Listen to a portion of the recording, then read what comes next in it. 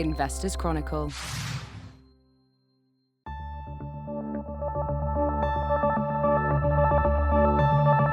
Hello and welcome back to the IC Interviews podcast. I'm Dave Baxter, the funds editor on the Investors Chronicle, and today my colleague Dan Jones and I are joined by a very topical guest, Boaz Weinstein of Saba Capital.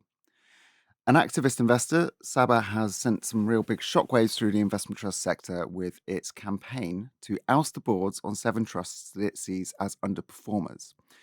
It then wants to merge at least some of them together to create a super entity that will invest in the sector. These proposals are going to a shareholder vote for each trust in the coming days and weeks, and it's vital that individual investors take part, whatever their stance on the issue. There has been plenty of mudslinging between Saba and the trusts and the wider sector already this year. There are plenty of claims and counterclaims in the air, including over the performance of the trusts and other issues. Today, we're going to look to focus on the facts and how Saba's plan might actually shape up. Last week, we published a piece giving our own take on each of the 7 votes, so please do give that a read online. Each vote comes with noticeably different pros and cons, though some might feel the need to make a blanket decision, given that any victory for Saba could prompt more action across the sector. Finally, it's worth noting that we're recording this on the 17th of January, and further developments could come thick and fast. Boaz, thanks for coming on. How are you doing? Great. Thanks for having me. So, shareholders will be pleased to see that your actions have closed or narrowed discounts on many of the trusts, but it's fair to say they probably have plenty of questions about what happens next. So first off, we'll go through some of the issues that people might have with what's going on, and then we'll proceed on to what might happen in future. Given the lack of demand for trusts, it is natural to an extent that someone like you would come in, set about reducing supply, but many private investors might actually argue that they don't really care about a discount. They can still get a good return via the shares and so on. What's your take on that? I mean, are we kind of a bit preoccupied with discounts? Isn't that really just ignoring the fact that people can still make good gains? Well, let's separate the word can and have. Have they made good gains? And have they made good gains versus the benchmark? But before we do that, you're asking, are there 2 parts to the equation, or is there more or less just one part, which is the performance of the portfolio? So I would just start by giving you a little bit of information that I haven't released yet. So together, let's break news at the outset of this podcast. I went and looked at the 7 trusts, and I stripped out the market going up, or if it had gone down. And I said, what is the difference in pounds to the owners of these trusts purely from the discount narrowing? Okay. And so I went back 3 months' time, which is really when our positions ramped up. The investment trust holders collectively on these 7 trusts, from the discount being where it is today versus had it stayed the same, are up 150 million pounds. So we are going to talk about the second item because you're right, but I would say that this surely alone is great evidence that the investor should care, because if they, let's just say, sold these trusts up near NAV and they went and bought a set of other trusts, which you're obviously a fan of the value proposition of trusts. So if you sold these at 99 and bought other ones at 85, you will be, and they were just as good as the ones you sold, maybe better. I wouldn't use the term miserable to describe the trust base, but I did for these 7. You're up 150 million pounds in 3 months, which is a remarkable sum of money, which is largely accruing to the UK pensioner, the mom and pop investor. So I wanted to parse out, yes, discounts matter a huge amount, not to mention compounded over time. As I mentioned with the Herald Trust in some of my webinar, that money, let's say the 150 today, what is that worth 5 years from now? So if you don't care about the discount, that's an enormous element in the equation. Some of these trusts, by the way, making from 88 to 100 or 85 to 98 or what have you, that 14% gain, now to get to your second part, greatly exceeds the 3-year return of all 7 trusts combined. So that's to say, in a rising stock market, in the last 3 years, the NAV of these trusts have not gone up, they actually went down. So I would say making 12% when you're losing money otherwise in a rallying market speaks to this question of, do these trusts have to exist should they be defended till the bitter end? Mm. I guess that does bring us to one of the other critiques, which is, I think, as Bailey Gifford put it, you've been kind of cherry picking performance periods, can look at 3 years, perhaps at a stretch of 4 year periods, but actually, if you cut it slightly differently, some of these trusts actually look very good. I mean, you, I think, mentioned in your webinar that Herald, for example, which seems to be ones with stronger support, has, done very well since the 90s. And, this is perhaps against the sort of broader trend. So how do you kind of counter those arguments? Yeah. So firstly, let's go back to the prior question because I gave you quite a full answer. Does discount matter? And I told you we made 150 million pounds for the shareholders, and you moved on to the second question. So what do you think now that I gave you that answer? Do you think it matters? It can do, but I suppose the other point is you can still have very good returns while a discount continues to exist. No, I know, but I'm isolating the two. So have we been a positive force for change? Have we or have we not contributed greatly to 150 million pounds? Because the discounts prior to those 3 months, so we could talk about the start date and end date, they had been, as you saw, I wrote, for 3 years at these kinds of levels. So in the last 3 months, something changed. In the last 3 months, 5 of the 7 managers have taken steps.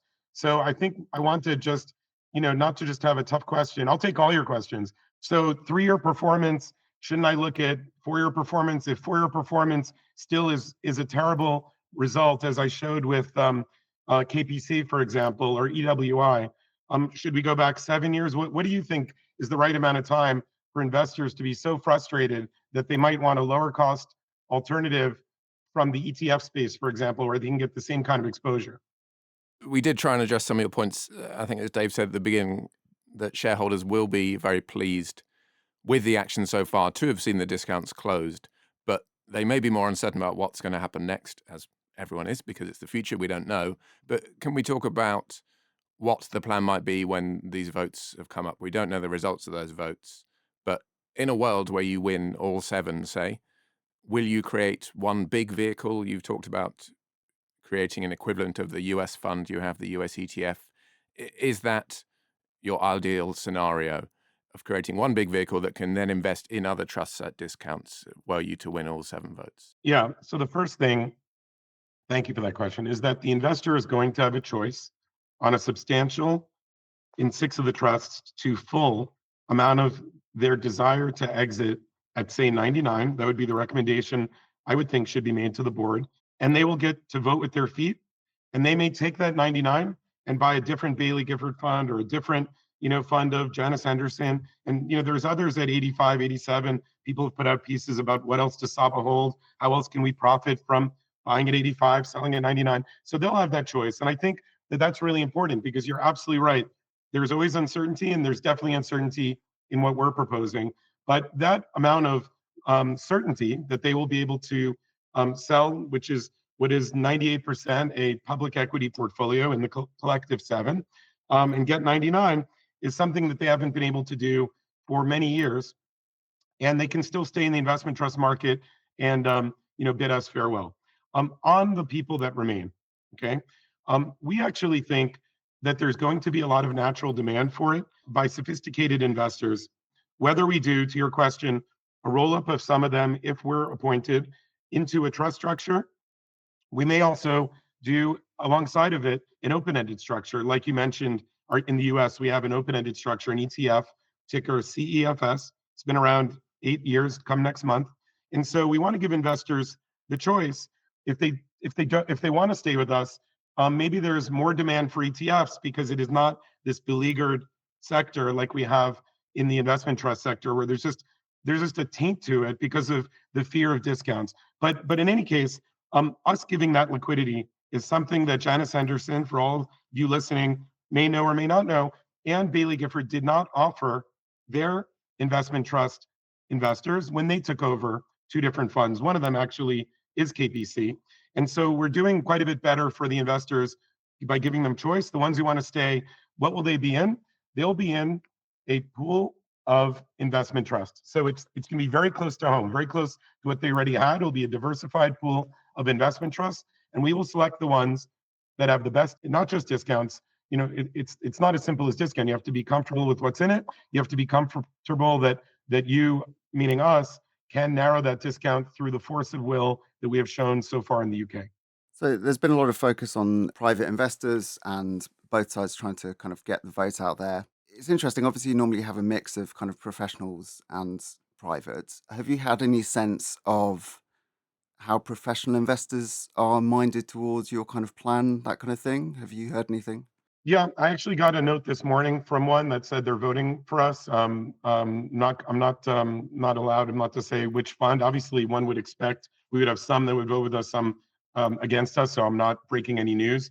I don't have the ability to get the shareholder list to contact them. So we have had discussions, but it's been mainly with institutional investors. And actually, what I referred to actually is even on Twitter, where someone wrote they're voting their shares for us. I'll leave the name of the fund out. So it's going to be a mix. We're in the dark as well. The great part about it is that it's done in a democratic way, and let the chips fall where they may. Whoever gets the most votes wins. And if there's a question in your question, like, but why are there no institutional investors? It will surely be hard to round up retail investors.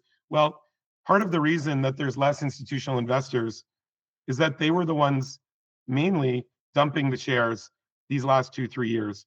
And while some of them that still have residual positions have said, and I've called it an old boys network, that they support in a case, one of the cases say they support the manager, and a different case we'll hear as time goes on, as the elections get close, we'll hear more. But of those investors, some of them who were saying that voted with their feet and sold their shares to us. We were not predatory. We were in the market. We didn't come to them and say, sell your shares to us. They came to the market. We were at the market. We paid the highest price, which also got them the best exit for their clients. And I think the amount of selling that the top 14 investors, for example, in KPC, were all net sellers.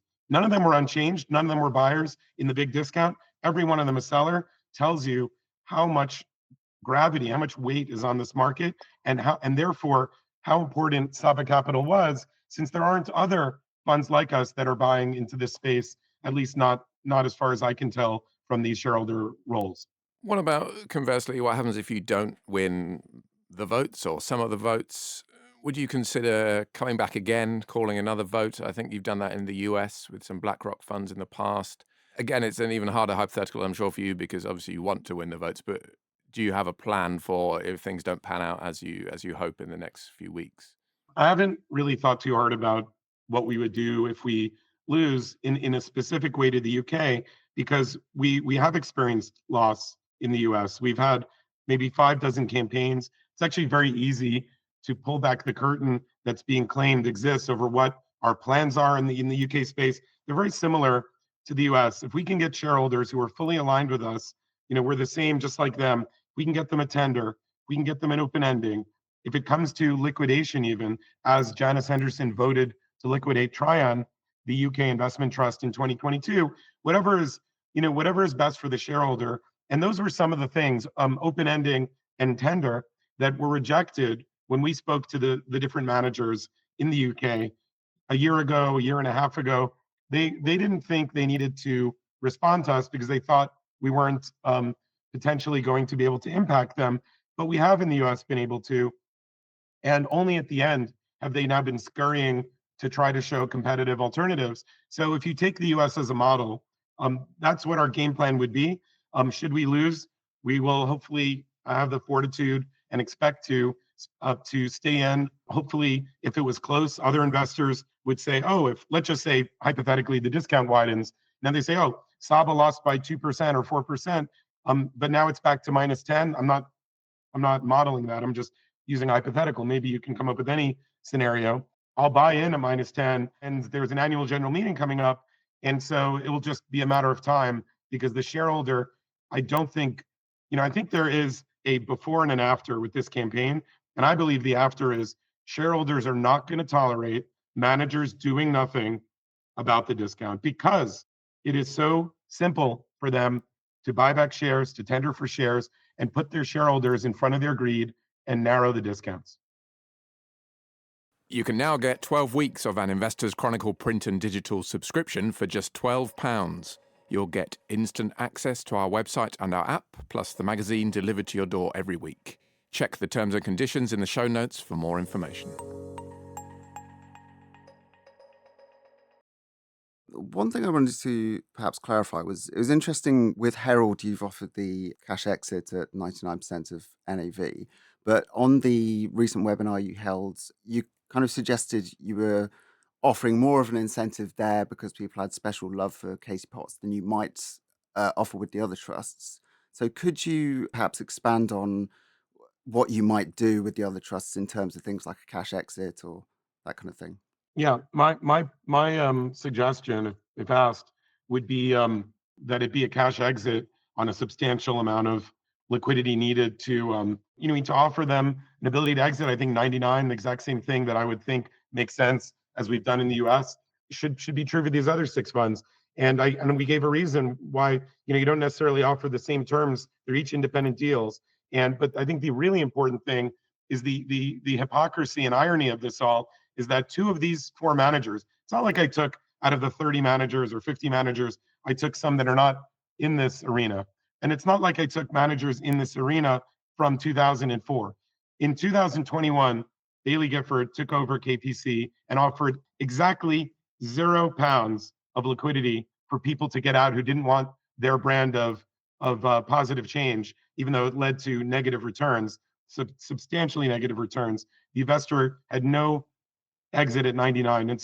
And Janice Henderson did the same thing with NAIT. So yeah, we use the word substantial to denote that it's not going to be trivial. And I think that that's something that shareholders are applauding, which is why I think these funds are trading a lot better since we came out of the shadows of just accumulating shares, waiting till we were big enough to actually have a meaningful impact. And just to touch on one other thing you discussed, you talked about potentially kind of merging some of the trusts, but obviously people have been really interested in the SpaceX positions in a couple of the Bailey Gifford funds. And you said in your webinar that perhaps they might take a different path. I just wondered if you could expand on what might happen with the kind of unlisted and with those funds. If, again, in this hypothetical scenario where you win the vote. Yeah. So really doesn't amount to very much because Bailey Gifford has SpaceX and it's 7 or 8 or 10%, depending on which. There's other Bailey Gifford funds. On the whole, the portfolio is almost entirely public equities. But on that little bit, and SpaceX has captured people's imagination. Just look at the videos at this rocket being caught by a rocket holder in a way that just boggles the mind. So SpaceX is an amazing thing, and so we intend to keep SpaceX, but we also don't want to have a fixed position because maybe the valuation will go up so much that it'd be good to monetize. But my base case, with a healthy amount of confidence, is that if asked, if given the chance to govern, is that we would keep SpaceX in the trust. And is it case by case when it comes to the other enlisteds? Because I think, for example, Bailey Gifford US Growth has 35% in private companies, 26 different names. Is it all kind of based on the merit of the actual companies, or does the unlisted element affect how you'll approach it? So the mandate going forward that we feel very confident has the best chance to make money. You never know in markets, is to continue to buy pounds for 86p and not make them, try our best to make them through our role as activists turn into 94p before we get to 25%, so that we sell it back into the marketplace now that it's trading better. And so that's what we've done, for a dozen years in the US, is buy up funds that need the liquidity the most. And some of them, by the way, years later, I can think of one high yield one in the US trading at a premium. So it's not the case that these are all doomed to be at discounts, but we will be buying up with the capital that's in private holdings, as you asked, and public holdings.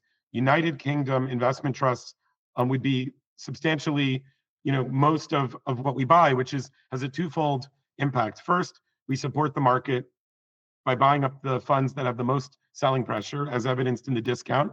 If the discount is clean, if it's not an issue of uncertain marks. And second, we invest back into the United Kingdom, which in a way that I think is uncontrovertibly positive, that we sell all sorts of equities that are not UK, and we buy equities on the London Stock Exchange, namely investment trust.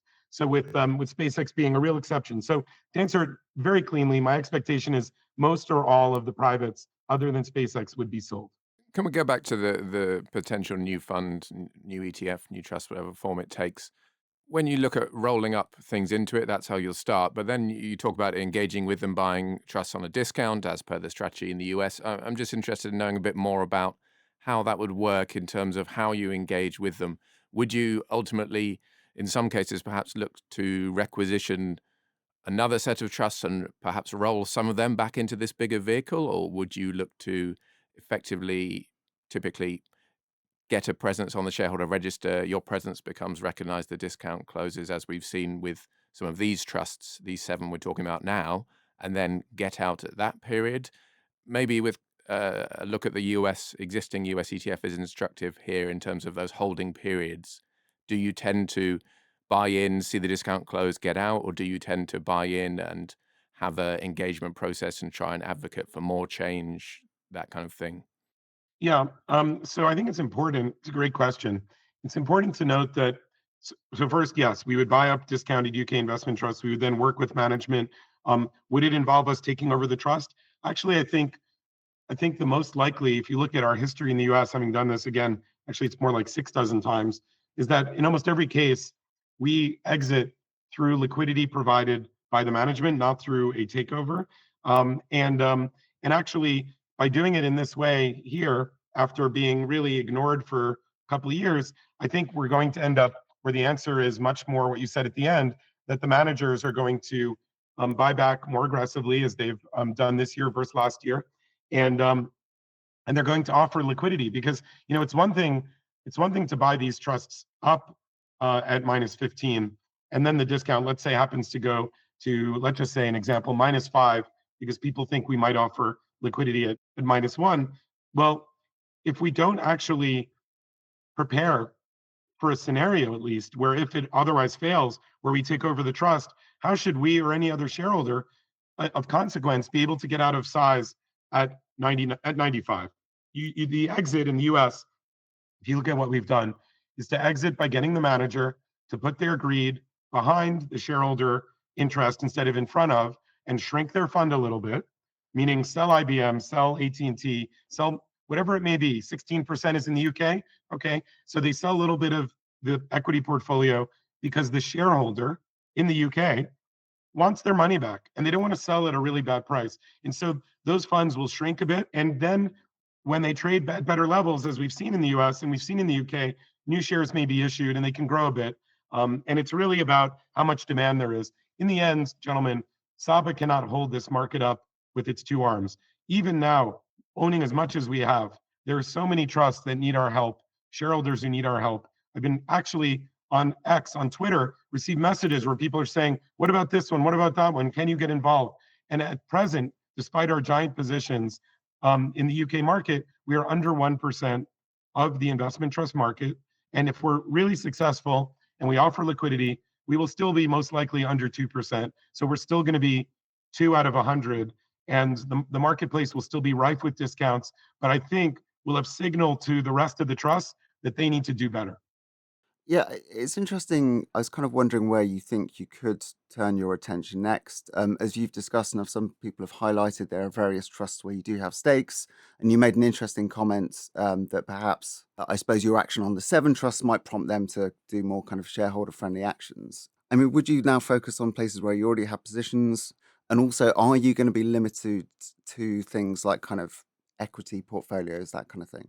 I tend to get much more comfortable in something that I can be certain of the value. So it took a lot. Our analyst was very positive on Hypnosis's NAV back when it was under a lot of turmoil. But that's something that was really open to opinion. That you probably all know that Hypnosis Trust, the ticker was SONG, and so that's one that's really hard for us. But yet we did it. But a lot of trusts that have deep discounts also have problems in how people are thinking about the value beyond even the selling pressure. They're questioning the marks of some of these private holdings. And so we tend to stay public unless we can get a good handle on what the private valuation is. SpaceX is very easy. And the privates, can really help. We saw that in an extraordinary example in the US where PIMCO did an amazing job. You've heard me talk about these 4 managers. PIMCO's been brilliant. They have a $6 billion trust, in the US called closed-end fund that's been at a premium to NAV. The ticker is PDI, Paul David Isaac, a premium and often a double-digit premium for the better part of a decade, and they've just rewarded the investors trusting that premium with an enormous private equity gain. So, we are going to look at ones where we have existing stakes, because what I think the most important thing to leave the listener with in this market is you cannot rely on the manager to put the shareholder in front of their own greed. And my solutions do involve, and this is why there's been so much acrimony from the managers, it involves them losing a bit of fees. They lose fees on the open-ended products like Bailey Gifford I showed, where they lost 60 to 70% of their AUM because the investor could leave. Here, the investor can't leave, and they need us. They can't organize. And so that's what's going on here, is that shrinkage. And how do we get them to do the right thing?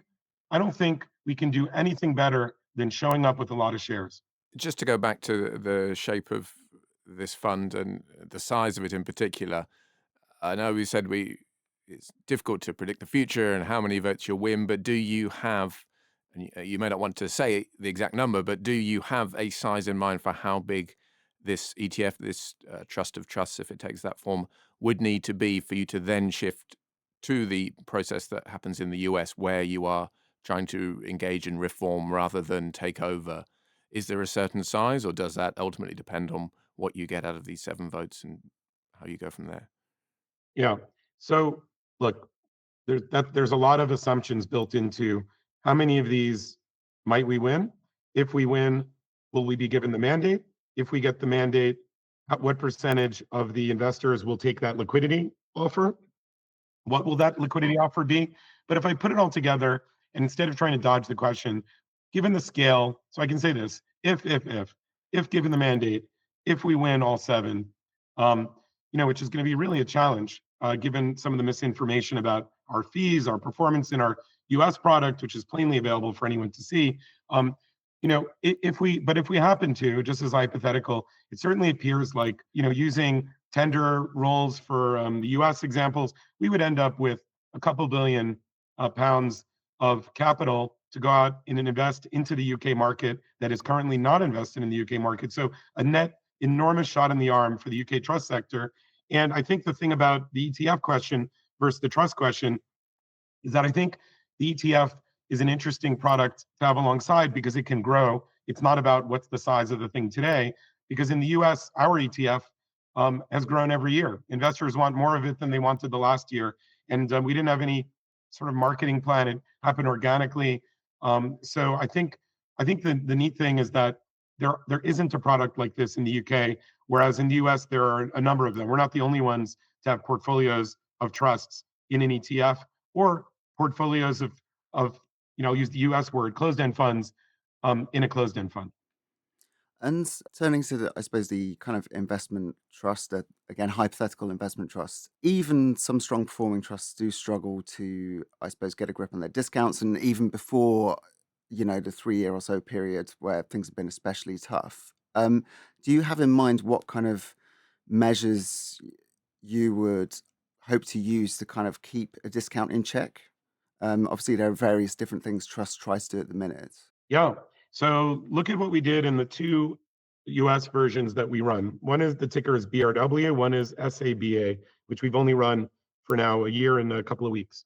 In both cases, in the final year before we took over, and the period immediately when we took over, 2 tenders were given. One of them was for a jaw-dropping percentage. 75% of the closed-end fund was offered liquidity, and not enough people tendered. So actually, people who wanted out got out of 100%, like we're offering. Should we be successful in HRI? And then there was a second tender for the set of investors after we took over. And in the other one, BRW, there were 2 tenders that I believe totaled to cumulatively to 45% of the fund. So we have done that as a way to give people who want to get out. And then in terms of discount management going forward, we actually now have a buyback in place for one of the funds. We care greatly, and I think you can imagine, we care greatly that our own product be one where we apply the best governance. You can never deal with, the market is bigger than you. So if you have a lot of sellers, for whatever reason, you can trade at a discount even with good performance. And that, that certainly, for example, was true for Ms. Potts 20 years ago. She had very good performance 20 years ago, but it didn't stop people from willing to sell her fund at 85. And so you can have those worlds. The difference between us and how they've behaved, we will do something without being encouraged to by the activism. Well, really interesting discussion. I'm afraid that is all we have time for, but thank you both very much for your time. I really appreciate it, gentlemen. I think this was really, in many ways, more in depth than other interviews I've done, and I hope the listeners enjoy it. And thank you for the opportunity.